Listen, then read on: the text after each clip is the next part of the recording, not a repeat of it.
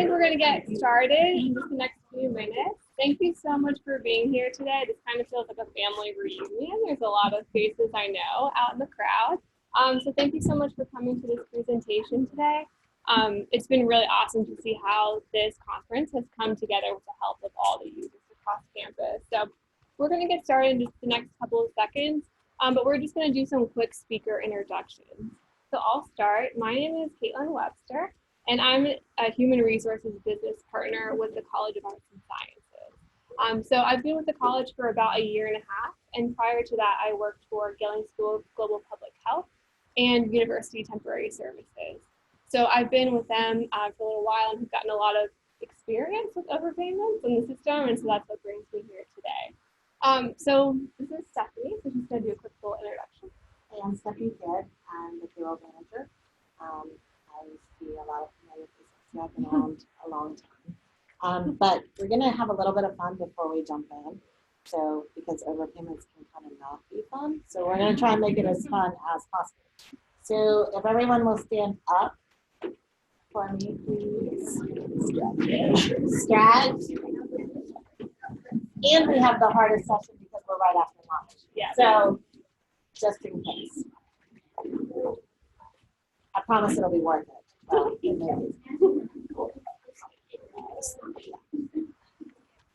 So I'm going to start out with anyone who has been at the university for less than a week, please put down.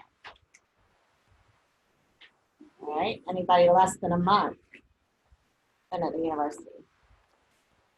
Less than a year? Okay. One. Hold on. How long? How many months? 6 months. Okay. How many months? 5. How many months? Okay.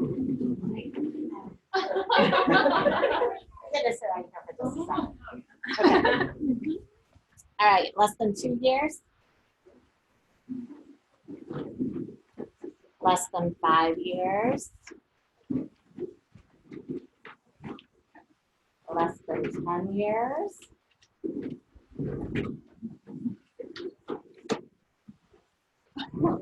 Less than 10 technical years, I guess, ish. Less than 15 years? Less than 20 years?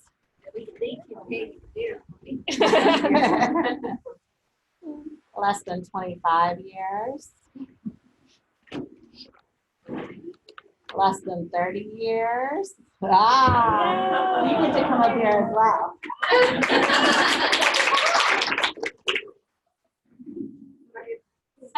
So Vera gets to be our presenter, or guest presenter. She's going to talk about what we're going to do. Actually, Vera gets the Hershey's Gold because she has been doing this for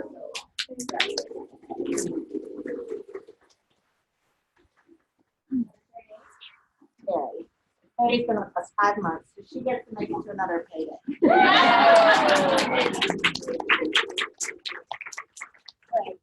we're done. Yeah, that's it. That was overpayment. Surveys are right here. You guys can fill them out and give us some constructive criticism. So one of the reasons why we're presenting on this topic today is because I, like a lot of you, are HR reps. And so HR reps then, yes. I'm sorry, Microsoft? I don't think so. Just stand closer to there. Yeah, is that better? We have technical support on his way. We'll be with you in just a second. We might have to do it again. Yeah, that's what I'm pulling that for you. Ooh. The TV host microphone. Yeah. How is that volume-wise? Is that better? I feel like So anyway, what I was saying was I, like a lot of you, are HR reps, and so we spend some of our time resolving overpayments in the system. And so that's much of the reason why I'm here today. Is anyone who knows me in this room knows that I'm a classic overanalyzer, and I love to ask the question why. So the more I encountered overpayments in the system, the more I wanted to see efficiencies and share best practices in order to overall reduce overpayments across campus. So just a quick little disclosure, we understand that there's a lot of experience, like Vera and other people in this room that have a lot of knowledge to bring to this presentation.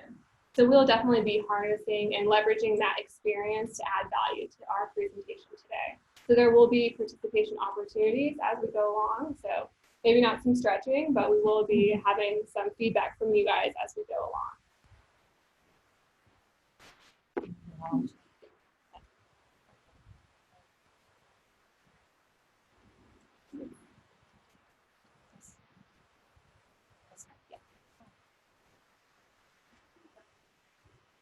We practiced this before you guys came in. Apparently we have short-term memory. You said this one, right? It's the computer's fault, it's not ours.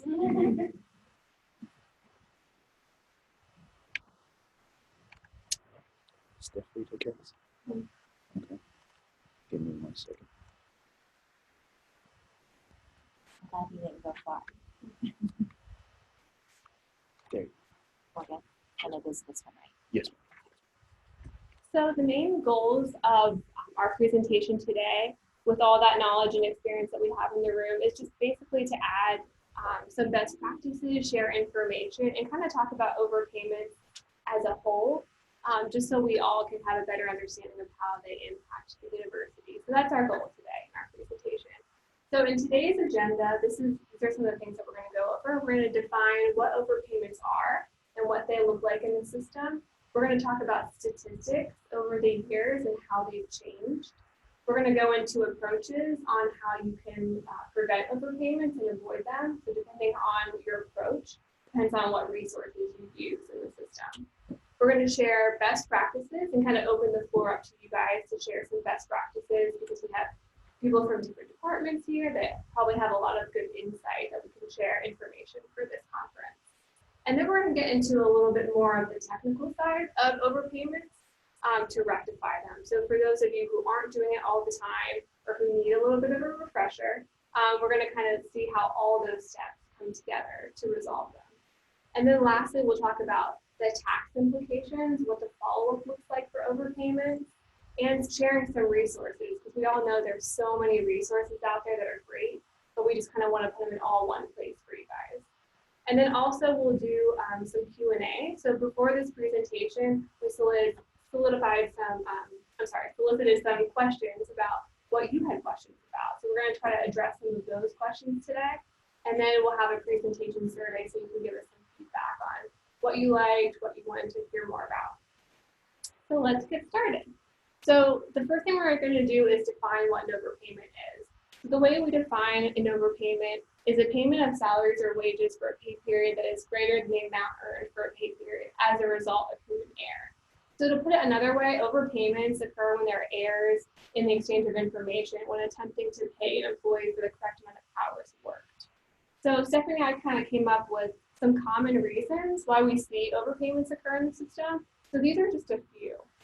So failure to put students on short work break is a common one, whether they're graduating or it's summertime or it's a different semester change. We also see a lot of late terminations, which is what we see most in the overpayment world. So typically this could be fixed term faculty, this could be postdocs with an end date. And so sometimes the late terminations occur because of breakdown in communication. So depending on if you're the HR rep or whoever processes your actions, there's just like a little bit of a delay in those faculty members who are ending and just the timeliness of the actions being submitted in the system. We also see untimely processing of salary changes. So typically this is when it's a late action and it does not route all the way through the system and hit all those deadlines and execute by the payroll lockout deadline. We also see failure to remove MCDs. This is a small one, but it definitely can add up over time. So that's just a common one that sometimes people forget about.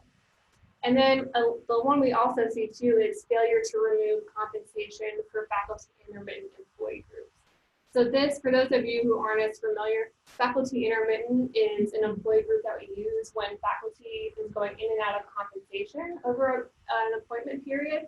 And so this is a really easy one to miss if you're not running a report or if you didn't enter the action in correctly, it's very easy for an overpayment to occur. So this one kind of takes a little bit of action. So the first question I have for you guys is, which of these resonate most with you, or what do you see most in your areas of why overpayments are occurring? Yes, late terminations. I don't find out that someone's not with us anymore until well after they're no longer with us. Right. Absolutely. That's the most common for sure. Anybody else? This group is not this quiet. Mobile communication devices. So like I said, it can be small, but it can add up over time, especially if you're not knowing that that needs to come off. Anybody else? Yeah, I think there's a lot of problems in our school with short work breaks. We have a lot of resources in this presentation about short work breaks because it's so easy to do. So yeah, that's definitely a big one that we see.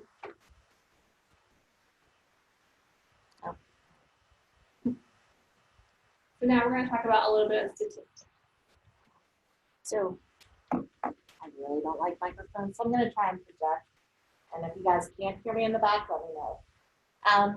This is just a slide showing the past 5 years of statistics. As you can tell, we're trending in the wrong direction. So 2013 and 14, we were in the hundreds in the numbers. And, you know, from 220 to 250 of the amount of dollars that we were looking at. You can see with the implementation of PeopleSoft, that number exponentially grew. So we went the wrong way because it was supposed to help with that. And it was just system implementation issues, learning the system, training, and knowing how to use it the most efficiently. So then in 16, we spiked and we were at our highest. We were over $1 million. We were highest to date at $1 million. As you can see, this information is through September.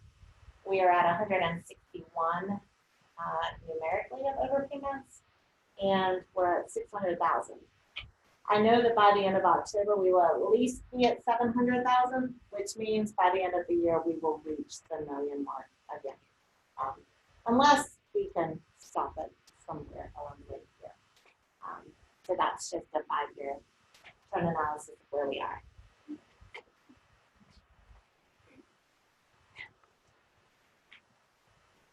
Oops, I'm sorry. So in 17, we wanted to just break out 2 years, this current year and the prior year, and kind of give you a little bit more information of what we're seeing from the payroll office.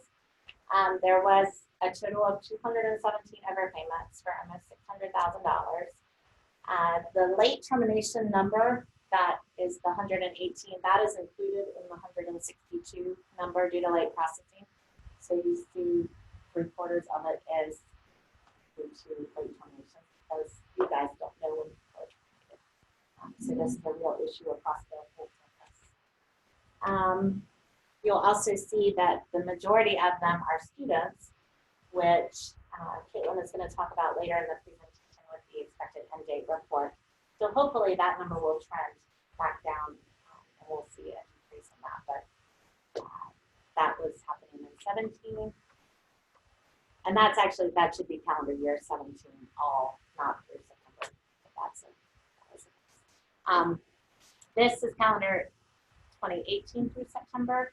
Again, we're just giving you a little bit more detail in the numbers. You see that for half of them are late terminations again. So we did decrease a little bit. Instead of 3/4, we're at half. But we're still on schedule to get to $1 million.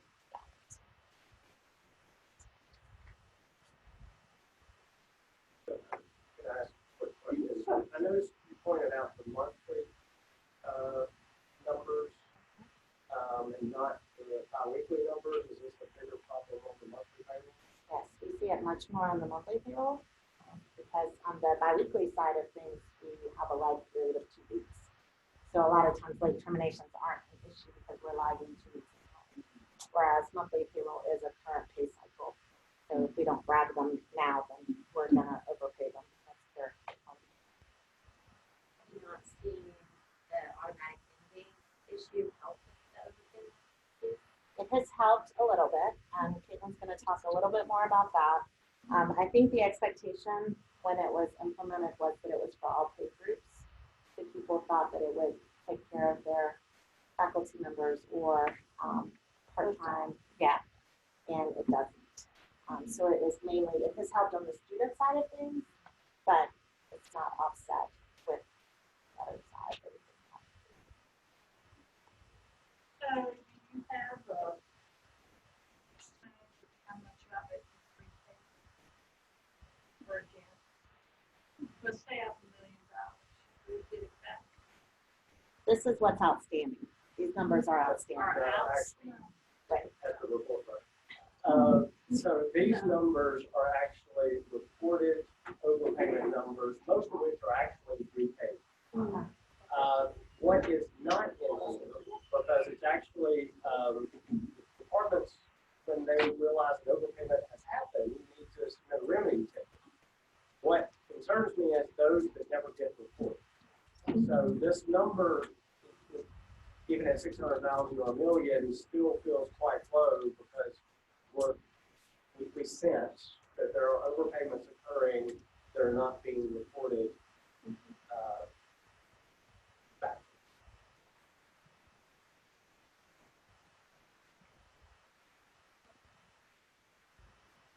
So moving on to approaches. So there's a lot of different approaches you can take to overpayment. So depending on how you identify the overpayment, depends on what resources that you use. So if you, just to let you know, all these resources are going to be in info for your reference. So if you're taking a proactive approach to preventing overpayments, we've identified the expected end date report as your most useful resource in catching those overpayments. So show of hands, how many know about this report and run it? Okay, awesome. So I'm going to skip over how to do that. So this is obviously the best way to get in front of it because if you're running those things regularly and you're reaching out to those department managers or supervisors, it gives them a little bit of time to make a decision and let you know what needs to happen in the system, which is great. One quick note that I feel like we all have to be reminded of sometimes is that InfoPort pulls ConnectCarolina data from the day before. So sometimes, as we all know, we run those reports and then we run them the next day and different people show up on the report. So just something good to remember when you're doing that, especially with things like students. And so another proactive resource is the prelim report. So this is also located in InfoPort under the payroll tab. And what this does is it lets you see what the paycheck's gonna look like before it's confirmed in payroll. So if an overpayment comes to your attention, you can look there and kind of get ahead of it a little bit and let the department manager know or the employee know what's going to happen and just kind of anticipate some steps, let them know what you're doing to resolve it on the back end. So those are going to be most helpful for preventative. If you're kind of taking a more reactive approach, which we all find ourselves in because we become aware of overpayments, sometimes one pay period, sometimes two, sometimes three. The quickest way to check is to look in the earnings distribution in InfoPort under the payroll tab. So this is the place that I would look first and foremost to see if an overpayment had occurred by checking the chart fields and making sure, okay, this was an overpayment in this department and not another one. And then also the check registry is just basically the prelim report confirmed. So that would let us know that that is in fact in that person's account. So that's a little bit more of a reactive approach to it. So best practices. Yeah, from a campus perspective, like Caitlin was saying, you need to check the prelim screen once a week. One of the mottos that we use is if you've touched a person, then you probably need to look at that action. I know that you guys have many, many employees, but if you've done anything to them, it's a good idea to carry it all the way through to the prelim. And then be timely about communicating the overpayment to the employee. If you're checking the prelim report at least once a week, then a lot of times you can go ahead and notify the employee that the overpayment's going to happen. And then once it hits the account, then we'll be able to get it and the employee is not blindsided. So they know that it's going to happen. You're going to communicate, you're going to keep those avenues open. and then we're gonna be able to recoup it much faster, if you know about it. And I know in a lot of situations you don't, but it's just a couple different things that you can try from a campus perspective. And then also just follow up with the employee and with their supervisor. A lot of times if you can get the supervisor's buy-in with it, it will help your job go a whole lot easier. So open communication. How do you know it's because that's the kind of question that's come up with employees. Like, is there something that's given for the employee that wants to ask them to do? So there's no formal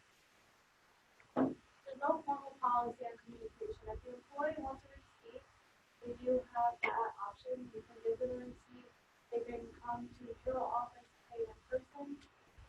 If they want an email communication, a lot of employees will just send a little note in with their check and we'll send an email communication. There's tons of, like, you can email myself, I'm Amanda. I will be probably see my name on letters. She was hiding out. She's not really Amanda. She's just hiding out. You can email myself, Brandon, Yolanda, ask any one of us if the overpayment has been paid back. Yeah, is that something like we send this real formal letter and then once they pay back, there's like a question. Hey, was it okay? I haven't heard anything else. I just want to know. And kind of to piggyback on that, we are, and this is in a future slide, but we do have a task force that's meeting on it. So any feedback like that, the way you could just give it to us, that's fine, because we are looking for any ways to improve this process. I have a question. Thinking of the situation we've had in our department, the list of reasons, and it's been a while since we've done it properly, but whenever we have an employee that may have a promotion or a transfer from their department to our department, if that occurs and we're to, I think we have found that the whole bi-weekly was paid at a higher salary. So are there, yes, if that, I'm deferring to my subject matter experts over here. So my name's Walter Miller, I'm the payroll director. If you do a mid-cycle bi-weekly change, expect it to mess up. Yes. Just expect it. That is, we routinely see it because of the way the data is coming back from forward. And we have looked at every way systematically to fix it. It is just almost, it is so challenging from a system perspective. You just have to babysit it and make sure. Now, I'm not going to guarantee every one of them. Some of them do right. So when it's at midweek, And that's where the prelim report helps, right? Because you can go how to see it. That's not a catch in There's Carolina. not. So then can maybe our employment policy? I would love to mandate that, but Because we always try to do Monday or new bi-weekly for trainings, but I have one starting Monday, so first week. And I think that's great feedback too. I mean, we can take it to them and say that you have to always have to start with communication. Is that just monthly or is that just bi-weekly or is it monthly? bi-weekly, we see a lot more. Yeah. Because there's a lot of that has. Yeah, so most, but all that information was contained within North Carolina. Once you get into the bi-weekly split, what you're doing is you got communication back and forth from Tim and ConnectCarolina, and the timeliness of those pieces have to fall just right. So the position numbers have to be right. It's all the data has to be perfect for those things to be right. And so that's why it's just such a challenge. See too, I would hate to tell an employee, sorry, start next Monday, this is the middle of my year and a half to wait. I would hate to tell an employee that because of our systems problems and that. Well, and That's not really fair. just so it's an acknowledged issue. We have given it great attention because it's a common hiring practice. But if you have the situation, just know to keep an eye on it, watch it all through the process because it is a very complicated problem to solve. Kind of similar to like our new permanent SHRA employees, they have to start on Monday. It sucks because most of the time the internal transfer isn't new and they want to start right away and they want to get that promotion. But that's the way I think about it, is like until those are ironed out, maybe just starting on Monday for right now might be an option. But, okay, thank you for that feedback. Just moving on from an HR perspective for best practices, just be proactive, have a plan. My motto with overpayments is don't be afraid of it, just get in front of it. So for me, that looks like a recurring Outlook reminder to run those reports and to check in with those departments often and running those reports months out. So it's not like an urgent rush to tell me what's happening with their students or their faculty. I run it like 3 months out. And that's something that we do in the college. And I'm not sure what other areas do, but that's been really successful for us. So running that expected ended report in info report often. So I'm not going to throw a number out there because I would say all of you guys are unique in your departments and your areas. You know what students and faculty are coming on and off payroll mid-month, at the end of the month, the beginning of the month. So find your rhythm with that number of what that looks like. For me personally, it looks like 1 to 2 times a month. That's typically what I try to shoot for with that. And then last is tracking. So again, everyone's different. That could look like sticky notes, it could be Google Docs, Excel spreadsheets, whatever it is, having a tracking plan. This is already, overpayments are an inconvenience to the employee. So if we have a plan in place in order to kind of get ahead of it, we're really just helping out the employee and the campus as a whole. So that's kind of our goal with some of the best practices here. So I do want to open the floor up to kind of see what has worked well in your areas for best practices for preventing overpayments. You don't have to use the mic. No one has an answer for this? Come on. Running the expected end day report, reaching out to supervisors, just pay or send this person a day. Right. Kind of what I do. Right. Yeah. Just over communicating when you need to.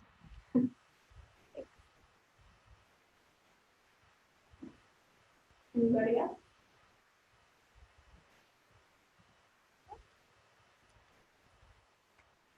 So now we're going to quickly transition into a little bit more of a technical aspect of the presentation about how to resolve those overpayments. So again, this is more for people who aren't doing it all the time. Hopefully you're not doing overpayments all the time. That would be bad. But this is just kind of a quick highlight for those of you who kind of want to see how it fits together, the whole process. So for the purposes of this presentation, I'm going to use just an example of the faculty intermittent employee group that we talked about at the first slide. Because that is where I found my experience come in with overpayments.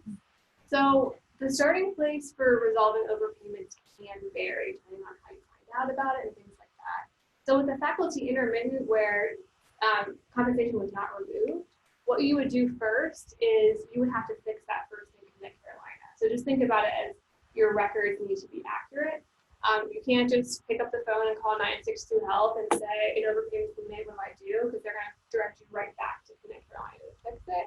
And I think most everyone knows that, but that's just something good to let other people know in your areas if they're not sure. So once you fix it in ConnectCarolina, that HR has to fully route through the system and execute at all levels. And so this is something that if it's in a payroll lockout, you might need to nudge approvers and make friends with people across campus so that you can get that done in a timely fashion. And then also a good helpful resource is using the graduate school stipend calculator. How many of you know about that or use that? Awesome. That is a great resource, especially if you are fixing pay for students or if you have just the dates are weird and you need to figure out what that looks like. So that's going to be your first step. So the second step is to complete a payroll exception sheet.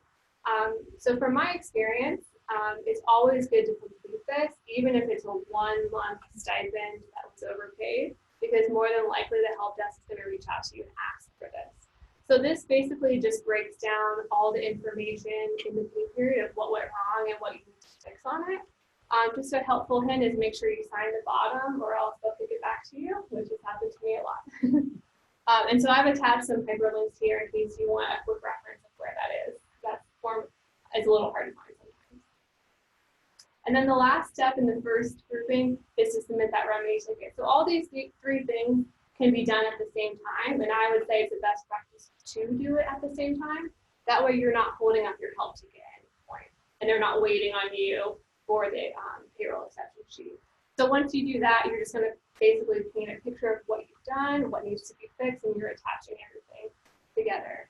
And so again, those of you who use the system a lot, you know that in the remedy ticket system, even when you attach the payroll exception sheet, there is still an error where a budget analyst a lot of times will reach out and say, hey, I need your payroll exception sheet, even though you've attached it. So you probably will have to email it as well as attach it to the remedy ticket. So here's a quick visual of what that looks like. This PowerPoint presentation will be available after this session, so I don't expect anyone to read that little script there. This was just a sample that I created for faculty intermittent overpayment so that you can have an idea, if you're not doing that very often, what the scripting should look like. So you can see that first one is the graduate stipend calculator in order to figure out what the pay should be. The second one are like key notes to fill out in the payroll exception sheet. And then the last one is just some scripting for the remedy ticket. And like I said, this is just a sample I created if you want to check back on how do I word it, what do I need to include in there, and all that. So that's kind of where that is. So you're halfway there. At this point in the process, your remedy ticket has been resolved. And now at this point, that ticket is being transferred from the help desk to payroll services. So the help desk is going to make sure your payroll exception sheet is correct and your math is correct before they then send it over to payroll. So if there's any math issues, it's probably going to be resolved at this point before they get over to payroll services. So there'll be, once your remedy ticket is resolved and that ConnectCarolina action has executed, there'll be a slight delay while payroll services is checking on that on the back end, making sure everything looks good, and they're drafting your overpayment memo to the employee. So at that point, your payroll memo is going to be sent most of the time to the HR rep with the payroll rep copy. And so at that point in time, depending on what your communication strategy is in your area, you'll be reaching out then to most likely the department manager and the employee. So basically communication as soon as you get this, the better you get to the employee to let them know that this has happened, the better, because then they can start knowing what to expect and just kind of walk them through what's going to be happening next. And then the last step in this process is the employee will take action with payroll in order to resolve that overpayment. So here's a quick visual of what an overpayment memo looks like for those of you who don't do them all the time. All the names have been changed for the purposes of this presentation. We're not going to incriminate anyone. But at the very top, it kind of gives you a summary of what happened. The second section gives you the steps that the employee needs to take in order to rectify the payment. And then the last section are the tax and collection implications. So that's just kind of a breakdown. This is a real memo that is not out of date. So if you ever just want to know, hey, what is the employee getting, or how can I direct the employee to what needs to happen first, this is just kind of a quick snapshot that lets you know what that looks like. So that's a quick highlight of how we resolve overpayments in the system. So now we're going to talk a little bit about what follow-up looks like and follow through that we have in place right now. Before that payroll memo is issued, it is possible that you all could back up the problem in advance and you don't have to go to that point. Yes, that's a good question. And we talk about that in just a little bit. So basically, like, when can you pull back the direct deposit? Yeah, so that's coming. Stay tuned. So what system is in place right now?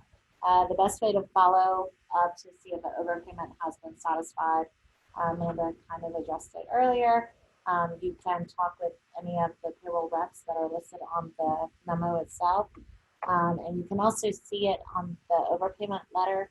A lot of times that gives us a clue to is the overpayment number, because that's where we track them. So you can just reach out to us about that. What's in the works and where we are headed, I kind of alluded to it earlier. so you guys already know the comments of the story. We are trying to figure out a better way of handling these. So any kind of feedback that you guys think are helpful. We want these to go away as much as you guys do as well. So, we are looking at it to figure out how we can improve the process.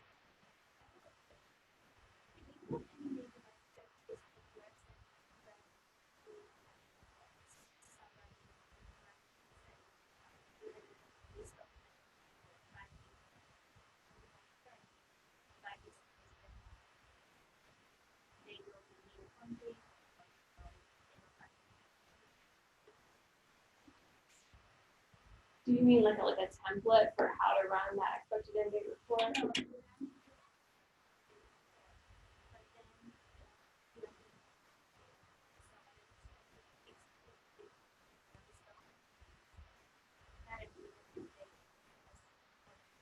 Mhm.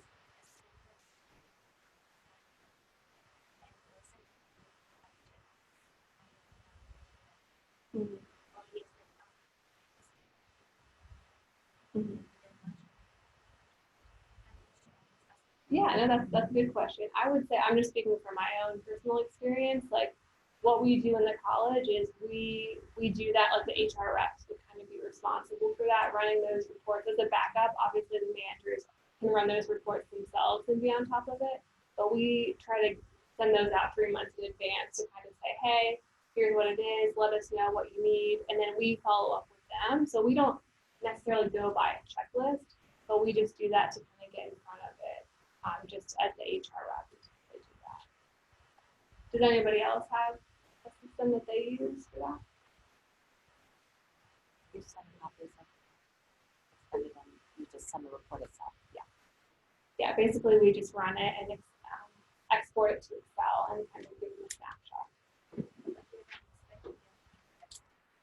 We expect, typically in the college, we expect like an email back and they let us know what needs to happen if they need to be terminated or reappointed, and then we take action for them. Or if we need any documentation, we would reach out about that. What questions do you guys have about the follow-up and follow-through? Is there anything specific? I know that some people have already mentioned some questions. Always feel not process of getting it. Mm-hmm. And then the department is responsible for it. So we know that so quick thing. And I used to send it over to the county. That change, has that changed? It's been a while. Mm-hmm. It comes to you, right? It can come directly to me, but Okay. it's not to the person, They I used to be. mean, I've seen I've been it. here for a long time. They I- used to be. That's why you got the penny bar. That's right. Yeah. There are still departments that send me checks though too. Right, that's what I'm saying. So if that is always in your policy where they send it to you and then you send it to me, then that works fine too. Well, and one thing about that, I think that helps the department know, back to your question of when it's been overpaid, because then you have a copy of the check. So at a department level, you could institute that to say, all overpayment checks need to come to me and I'm going to coordinate back with payroll. And that way you know that it's been overpaid, or at least you know that there's a check somewhere out there that the employee has communicated back with us. On the reporting side, on the finance side, what would we expect that to look like? What would it look like, an input report or? Finance. On the finance side, say I were to receive an overpayment check back today in the mail, I would deposit that with the cashier's office. I then send an email, whether it's to Brandon, and I'll use Brandon as an example because let's just be honest, like they said, most of the overpayments are monthly. Mm-hmm.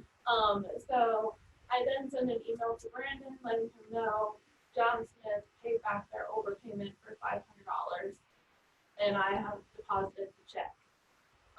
Then in whichever payroll run we're in, so today is it 18. So it would make it for this month, right? It would make it for October. So he would then do what's called a dock and pay adjustment, which would then make it a payroll adjustment to that employee's funding. So that then adjusts the earnings, if there were any deductions and taxes to the for your guys' funding side, as well as for the employees' W-2. So that's gonna adjust the employees' W-2 as well. Now, implications wise for funding, it usually goes back, not usually, it will always go back to the charcoal stream that was most recent on the employees' funding. This only really affects those employees that are still currently working. If they terminated, we don't generally see, unless of course they were on a project that may have expired, we don't generally see too many implications of it going back to the wrong charcoal stream. However, if they're still currently working for the university, say an update to their funding was done, we may see that it might go back to the wrong charcoal stream. In those cases, it would just require a PAT. An advanced PAT user would then do an adjustment to that document. If they have recently transferred, would it go to the new department? It could, yes. Yeah. I have two questions just related to ConnectCarolina. You know, I feel like a lot of the student issues on the education side a lot of times comes down to a faculty member or something supervising. And I know the new faculty portal that's rolled out, are they going to see their students and kids on there? That's a good question. I don't know, but that is a really good question. Because that might, I mean, it may not, but it could prompt them to say, oh, wait, I need to study plus do that. And then on the other, my other thing is there, like, we're still using paper processes for, you know, the payroll exception sheet. Is there any talk of creating like e-car sort of routing that can be approved by supervisors so it's not paper trying to match it with something else? There is discussion in the task force about that. As far as options go, with payment or like refunds go, like they can send a check to payroll, is it gonna be taken out of their next paycheck? Because that's not like, if there's enough in their next paycheck to pay, are you gonna pay about that? Only if we have consent from the employee to do it. So the We would employees- not, we would not cash the check and then take it from there. They have the option if they're still employed, but majority of them are late termination. So Yeah. we don't have that option, but they do have the option of us stopping it, but we have to have their consent to do it. Because that's another question. Like, how are you gonna take this back? Paycheck? And there are regulations on how much we can take, so we're not gonna leave them with $5 in their check. So we would work out almost like a payment plan with them to figure out how to recoup it. So what if the individual is unresponsive? If it's a student who is unresponsive to the notifications that they have these funds back, and then we've had cases where they become employed by another department, they still owe the university money. And it seems like there's no recourse back to the So what will happen is this is money that was wrongfully given to them, so it really is not their money. So eventually, after a time of having lots of communication, we'll go to collections, and the state will actually recoup it. So where they go, they'll have a collections report for it. And that's done in your office, The collections part is not done from us. but We, not by Yeah. department. yeah, it's actually, it's another finance department. So then going back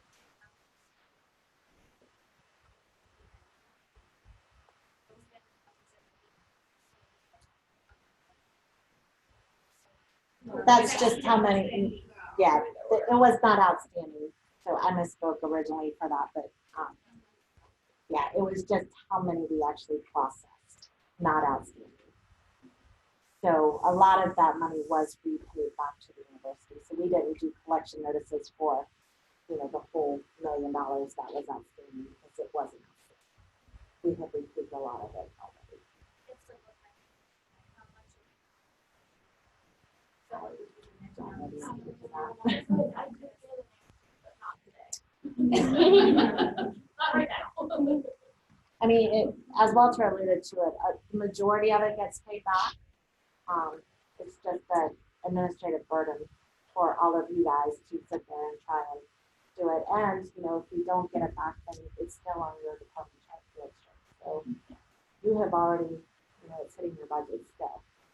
So it's beneficial to the department to recoup that as well. So we try and get as much of it back. And as we're getting ready to talk about it, it's beneficial to the employee as well for tax purposes because they will, if they do not repay it in the current calendar year, they will have to pay tax on it. Because those funds, even if they pay it back January 1st of next year, they will have to pay tax on it because they have those funds available to spend this year. So there's a couple more slides that we're gonna really expedite through so that we can get to the questions that were asked by some of you guys, if you don't mind, and then, you know, we can still see if there's any other ones. So this is a really important slide, so I don't want to gloss over it. As Amanda was talking about the tax implications of it, you know, if it's included in their W-2, they're paying on money that is not theirs, and then that creates an issue with their 1040 filing, and then with us getting it back across the tax years. Net amount, and we often use payroll ease with us. Net amount is anything that was after we took deductions, so anything mandatory or non-mandatory. But one thing that we have found on the permanent side of the house is the permanent employees have benefits, and it is often very hard for us to recoup. Some vendors are really good about giving us the benefits money back, but a lot of your employees are like, why do I have to pay for these benefits? They're already taken out. You have to because we can't get the money back from the vendors. So just be aware of that when you're dealing with your permanent employees, because benefits do cause an issue with them. So here's a quick resource page that we talked about at the beginning for a lot of links on how to do student actions. So this will be available after the presentation, so you can use it as a resource if you need to. And then there's also a lot of good resources on CC Info. So the two I would just highlight from like the expected end date report side of things, and then the stipend calculator, would be those first two under the CC Info. So the advanced training for HR reps. There is not, to my knowledge, like a walkthrough of how to do an expected end date report, but this is the closest thing that I could find that kind of has a lot of snapshots to kind of walk you through that process in case you're not doing that all the time. And the same thing with the stipend calculator. So as we know, most overpayment scenarios are handled on a case-by-case basis. So these are some questions that we got from you guys before this presentation about what you are running into. So one of the first things is about overpayments with students logging incorrect hours in their position in TIM. So how many of you encounter that right now often? I had a feeling. So at this point in time, you know, I would say best practice is, I know students might be logging on to a computer most of the time on a phone or a different device. So one thing that we recommend is just for TIM administrators and for students is just to be really careful when they are logging their hours, that the default position is the correct position number and the correct department, because a lot of times it involves different hourly rates, which is where these overpayments occur. So that's kind of the first round of defense, is make sure your students are selecting the right position number, because then it kind of spirals a little bit. So that's kind of what we thought about for that. For the second one, about entering student actions mid-month and then submitting a term action, a lot of the great benefit of having EHRA students auto-term now is that it's significantly less now of EHRA students being overpaid because of the auto-term process, which is great. I know in the past, sometimes what I personally do in my department is if I'm fixing pay mid-month, just so I make sure there's not a second overpayment, is I'll just manually put in the term after that original EPAR goes through and executes, so that there's no chance that that student could be overpaid for a second month. So that's just kind of best practice. I know that's a lot of extra actions in the system, but I like a fail safe, so that's typically what I do for students. And then when can overpayments be deducted from future paychecks? How many of you have this question or wonder about this? So this can always, you can always do this from what I'm understanding with meeting with our panel. It just, you have to opt into that. So payroll services isn't going to pull or hold your paycheck without your consent. So this consent, typically our ideal would be in written form, whether it's in an email from a payroll rep, or sometimes it might be done in the remedy ticket itself. So those are kind of the two ways it's probably best to do consent if you want to do that. So I know we're almost done with the presentation, but we really appreciate all your participation and your feedback. Like Stephanie said, we are on a task force to move the university into a more formalized overpayment policy, and we really do want to hear your feedback. So feel free to reach out to either of us, or if you want to write it down, that is awesome because we have presentation surveys that are optional. So just thank you so much. We really appreciate all your